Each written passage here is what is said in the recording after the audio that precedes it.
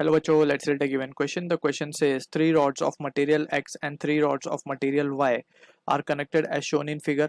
All the rods are of identical length and cross-sectional area. If the end A is maintained at 60 degrees Celsius and the junction E at 10 degrees Celsius, what are the temperature of the junctions B and C? The thermal conductivity of X is 0.92 calorie per second centimeter degree Celsius and that of Y is 0.46 calorie per second centimeter degree Celsius. Option A given है 30 degree Celsius and 20 degree Celsius, option B 30 degree Celsius and 15 degree Celsius, option C 50 degree Celsius and 20 degree Celsius, option D 40 degree Celsius and 20 degree Celsius. So इस question का जो की concept we need to understand is the concept of thermal resistance. Thermal resistance. So we have already studied about the thermal resistance. So basically thermal resistance R is given by the expression delta T upon H, where delta D is analogous to the potential difference upon H is corresponding to the current. That is, we can say it is known as thermal current. H को हम thermal current बोलते हैं. R is a thermal resistance. And इसी expression को we can also write it as to be L upon Ka, where L is length, K is thermal conductivity, A is the area of cross section. ये हमने लिखा है. जो हमने ohms law पढ़ा है, that is resistance is potential difference upon current, उसी के एनालॉगस इसी को हमने नेमिंग की है. R is the thermal resistance, delta T is the potential difference, या फिर हम यहाँ पे कहेंगे temperature difference. H is the thermal current. ठीक है. अब further more we need to analyse के कॉम्बिनेशन ऑफ रेजिस्टेंस हमने जैसे पढ़े थे सीरीज कॉम्बिनेशन. सीरीज कॉम्बिनेशन में बेसिकली क्या होता है, अगर करंट सेम फ्लो हो तो we can simply calculate R equivalent as to be R1 plus R2. ठीक है. अब यहाँ पे वी कैन सी कि यहाँ पे just we will write a point H should be same. यहाँ पे हम थर्मल करंट की बात कर रहे हैं. सो करंट अगर सेम रहेगा तो दिस इज वैलिड, यानी कि दो रेजिस्टेंस में से या फिर दो रॉड में से अगर same amount of heat is flowing, so we can say series combination में आ जाएगा वो. एंड सीरीज में we can write R equivalent as to be R1 plus R2. ठीक है. बात करते हैं पैरेलल कॉम्बिनेशन की. तो पैरेलल का भी हमने एक फॉर्मूला पढ़ा था,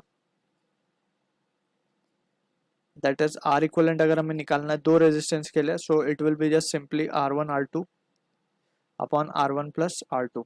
अब इसमें क्या सेम होता है, इसमें टेम्परेचर डिफरेंस सेम होगा. दो कनेक्शन जो होंगे वो सेम टेम्परेचर डिफरेंस पे कनेक्टेड होंगे. ठीक है. अब वी कैन सी के these are the steady state condition when we can say कि टेम्परेचर और जो हीट फ्लो है वो सेम होगा. तो यहाँ पे जो क्वेश्चन गिवन है, बिफोर सॉल्विंग द क्वेश्चन हमें कुछ डेटा गिवन है, तो उसके बेसिस पे हम थोड़ा सा सिंप्लीफाई करने के लिए चीज़ों को सॉल्व कर लेंगे. यहाँ पे हम रेजिस्टेंस को अगर हम देखें तो रेजिस्टेंस का फॉर्मूला हमने लिखा है L बाई के ए. अब क्वेश्चन में अगर हम देखें तो हमें बोला गया तीन रॉड एक्स है, तीन रॉड वाई है और मटेरियल लेंथ और क्रॉस सेक्शन सेम है. बस फर्क है तो थर्मल कंडक्टिविटी में. तो हम थर्मल कंडक्टिविटी से रिलेशन निकाल सकते हैं. Since L and A are same for both the rods, so we can write के resistance is inversely proportional to thermal conductivity. And यहाँ से हम देख सकते हैं कि आर एक्स जो है उसका हमें थर्मल कंडक्टिविटी एक्स का 0.92 है और आर वाई का आधा है. ठीक है ना. तो यहाँ से हम देख सकते हैं R X upon R Y को हम क्या लिख सकते हैं, R X upon R Y can be written as K Y upon K X. So K Y हमें गिवन है, अगर ध्यान से देखें, सो 0.46 और ये गिवन है 0.92, सो ये हो जाएगा 1/2. सो यहाँ से एक रिलेशन हमें मिल रहा है. Therefore 2 times of R X is equals to R Y. अब अगर हम लेट आर एक्स को अगर हम आर बोल देते हैं तो आर वाई क्या हो जाएगा हमारा 2r हो जाएगा. इससे चीज़ें सिंप्लीफाई हो जाएंगी, जैसे इसीलिए हमने इसको पहले से लिख लिया है यहाँ पे. ठीक है. अब हम जहाँ पे आर एक्स होगा वहाँ पे आर रखेंगे और जहाँ आर वाई होगा वहाँ पे हम 2r रखेंगे. अब let's draw the figure given. So हम रेजिस्टेंस के जैसे उसको ड्रॉ करेंगे. शो द रेजिस्टेंस हो गया.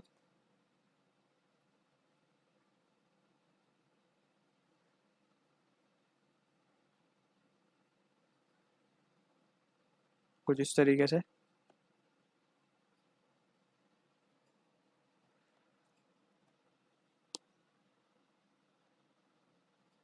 ठीक. तो ये है आर एक्स, यानी कि हम यहाँ पे सिंपली आर, यहाँ पे भी आर, यहाँ लिखेंगे हम 2r, यहाँ लिखेंगे हम 2r, यहाँ लिखेंगे हम r, यहाँ पे हम लिखेंगे 2R। ये चीज़ होपफुली क्लियर हो गई होगी। ये पॉइंट को हम बी नाम है इसका, यहाँ पे सी है, ये है ई, ये है हमारा डी। ठीक है, अब हम क्या करते हैं, इक्विवेलेंट रेजिस्टेंस निकालने की कोशिश करते हैं, क्योंकि हमें एंड पॉइंट के टेम्परेचर्स पता है, राइट। टी ए का टेम्परेचर और टी ई का टेम्परेचर हमें पता है, तो इसके बीच में जो भी रेजिस्टेंस है उसका इक्विवेलेंट हम निकालते हैं।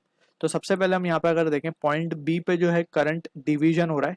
सो let's suppose H1 current is flowing in this section, H2 current is flowing in this section. ठीक है, अब यहाँ पे also we need to understand, जो करंट इस BC सेक्शन से फ्लो होगा वही करंट CE से भी फ्लो हो रहा है, क्योंकि रेजिस्टेंस सेम है, एंड सेम रेजिस्टेंस है तो same current will be flowing. ठीक है, सेकेंडली अगर हम देखें तो जो करंट BD सेक्शन से फ्लो होगा वही करंट DE सेक्शन से भी फ्लो होगा। दैट मीन्स कि यहाँ से भी अगर हम देखें तो H1 करंट फ्लो हो रहा है, और यहाँ से भी अगर हम देखें तो H2 करंट फ्लो हो रहा है, यानी कि कोई करंट CD सेक्शन में फ्लो ही नहीं हो रहा। दैट मीन्स कि temperature at C will be equals to temperature at D। Symmetric condition है, इसीलिए ये चीज़ वैलिड हो गई यहाँ पे। सो यानी कि ये जो सेक्शन बीच में हमने ड्रॉ किया, it is of no use, क्योंकि इसमें कोई करंट ही फ्लो नहीं हो रहा। ठीक है, तो अब हम इसका इक्विवेलेंट डायग्राम किस तरीके से बना सकते हैं।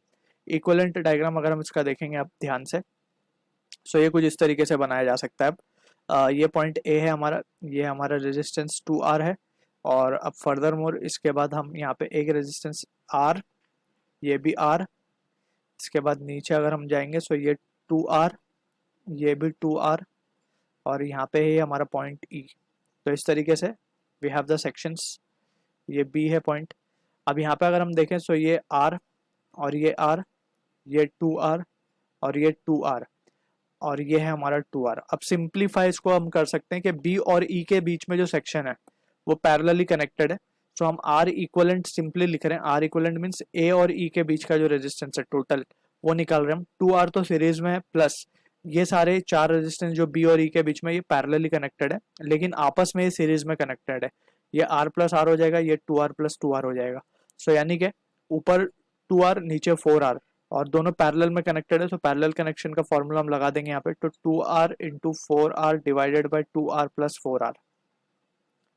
तो ये हो जाएगा, यहाँ से हम देख सकते हैं 8R स्क्वायर अपॉन 6R। तो ये हम लिख सकते हैं 2R plus 8R square upon 6R, यानी कि 4R बाई 3। सो फाइनली जो इक्विवेलेंट आ रहा है हमारे पास ए और ई के बीच में वो आ रहा है हमारे पास 610R बाई 3। ठीक है, तो इक्विवेलेंट हमने पूरे सर्किट का निकाल लिया। अब फाइनली वी कैन से कि बाय, जैसे हमने ओम्स लॉ का एनालॉगस लिखा था वहां पे हम इस तरीके से लिख सकते हैं, देयरफॉर डेल्टा टी, और ये बिटवीन ए ई होगा, that will be equals to I, जो भी हीट फ्लो होगा हमारा करंट, जो भी है हीट करंट हम बोल रहे हैं उसको, let suppose H into R A E. ठीक है ना, तो अब टेम्परेचर डिफरेंस ए और ई के बीच में हमें पता है 60 माइनस 50 होगा। 60 पे ए है, 10 पे ई है, सो सॉरी 60 माइनस 10 होगा, that will be equals to H into R E. R E हमने निकाल लिया 10R अपॉन 3, राइट। यस, सो यहाँ से हम देख सकते हैं कि रिजल्ट हमारे पास ये आएगा 50 इंटू 3। एच की वैल्यू निकाल रहे हैं बेसिकली हम, 50 इंटू 3 बाई 10R, और जस्ट इसको हम यहाँ पर लिखते हैं H इंटू आर। तो H इंटू आर की वैल्यू हम निकाल रहे हैं यहाँ से, तो ये वैल्यू देख सकते हैं कि कितनी आ रही है, 15। So H into R is coming out to be 15। H is thermal current, right, और जो R है वो रेजिस्टेंस है, थर्मल रेजिस्टेंस बेसिकली। ठीक है, इसको हम एक्सप्रेशन नंबर 1 बोलते हैं। अब इसको हम यूज करेंगे एक एक जगह पे। तो सबसे पहले तो हम अब लगाते हैं ए और बी सेक्शन को, ध्यान से देखते हैं हम ए और बी। ए और बी में हम क्या देख सकते हैं कि करंट यहाँ से H जो डिवाइड हुआ है, यहाँ से जो H1 H2 लिखा है हमने, ये बेसिकली H ही डिवाइड हुआ होगा जाके। ठीक है ना, तो पूरी सर्किट में तो करंट H माना है हमने। So we can simply write between A and B को, अगर हम ध्यान से देखें so we can write TA minus TB, right, same यही एक्सप्रेशन लगा रहे हैं वापस से, ये वाला will be equals to H into RAE, या फिर R रेजिस्टेंस है बेसिकली हमारे पास 2R, ए बी के बीच का रेजिस्टेंस है 2R। सो यहाँ से हम देख सकते हैं TA minus TB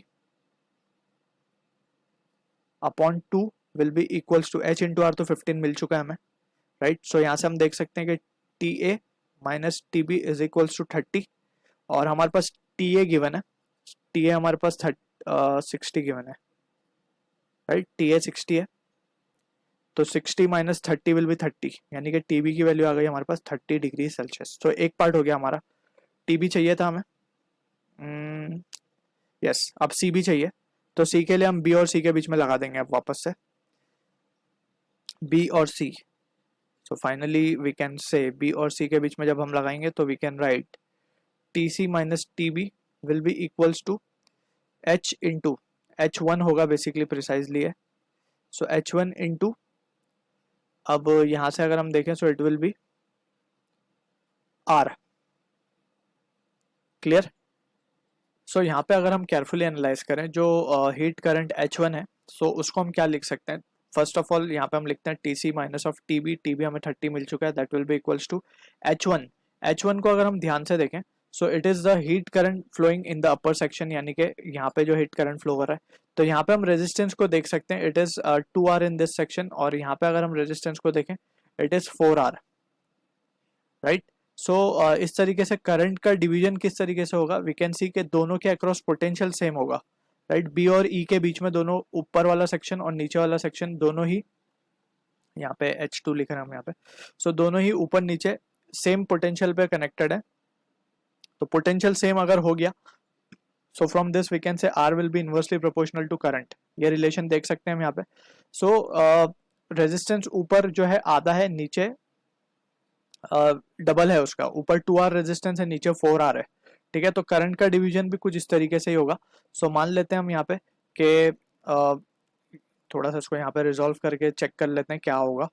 so since we can see कि R is in inverse relation with H, ठीक है ना, क्योंकि पोटेंशियल जो है वो कांस्टेंट है, या टेम्परेचर डिफरेंस कांस्टेंट है दोनों के बीच में।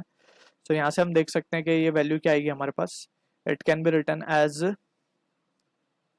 R1 upon R2 will be equals to H2 upon H1, right? And from here we can see कि R1 जो भी है हमारे पास, R1 हमारे पास लेट्स से हम मान रहे हैं ऊपर वाला रेजिस्टेंस दोनों मिला करके R1 है, तो ये 2R है, एंड ये है हमारे पास नीचे वाला कितना है, नीचे वाला 4R है, that will be equals to H2 by H1। So यहाँ से हमारे पास रिजल्ट आ रहा है H1 is coming out to be twice of H2, यानी कि जो भी करंट ऊपर जाएगा वो डबल होगा नीचे वाले के, राइट। हम ये रिजल्ट देख सक रहे हैं यहाँ से, ठीक है। And also we can see from here के H1 प्लस H2 जो है टुगेदर मिला करके H है, तो यहाँ से अगर हम H के टर्म्स में H1 को फाइंड करना चाहें तो H2 की जगह पे हम सब्सटीट्यूट क्या कर सकते हैं, H2 की जगह पे हम सब्सटीट्यूट कर सकते हैं H1/2, क्योंकि हमें H1 चाहिए यहाँ पे, राइट। सो H1 प्लस H2 की जगह पे we can substitute from this expression H1/2 and that will be equals to H। So यानी कि अगर हम केयरफुली देखें सो ये वैल्यू आ रही है हमारे पास 3H1/2 and that will B H। सो यहाँ से हम देख सकते हैं कि H1 की वैल्यू आ रही है twice of this 2/3 of H। So H तो हमारे पास आया हुआ है ऑलरेडी, क्योंकि H इंटू आर की वैल्यू हमारे पास है 15। सो यहाँ पे हम जब सब्सटीट्यूट करेंगे, ये एज अ नोट हम इसको याद रख सकते हैं, ये हमें जस्ट सीरीज पैरेलल का हमने कंसेप्ट लगाया है यहाँ पे। सो यहाँ पे H1 को हम क्या रख सकते हैं, 2H/3 इंटू आर। अब H इंटू आर हमारे पास है 15, ठीक है। सो फाइनली वी कैन से, यहाँ पे लिख देते हैं हम, therefore TC will be equals to 30 plus 2/3 into H into R, हमारे पास फ्रॉम इक्वेशन नंबर 1 15 मिला है, ठीक है। तो यहाँ से हम देख सकते हैं ये 5 10 30 40। सो यहाँ पे we did a slight mistake, ये आएगा TB माइनस TC, राइट, क्योंकि हमें पता है, तो इसको हम लिखेंगे 30 माइनस ऑफ TC। सो यहाँ से ये वैल्यू आ जाएगी हमारे पास 30 minus of this, and this will be equals to 20 degree Celsius. अच्छा, हमने क्यों लिखा है ये TB minus TC, because temperature of B should be greater than temperature of C, so that the heat will flow, ठीक है ना, heat flow from higher temperature to lower temperature. So this is what the relation, from this we are getting TC 20 30। So 30 and 20 will be the answer for the question, जो कि match होगा option A के साथ. So I hope you understood the solution. All the best.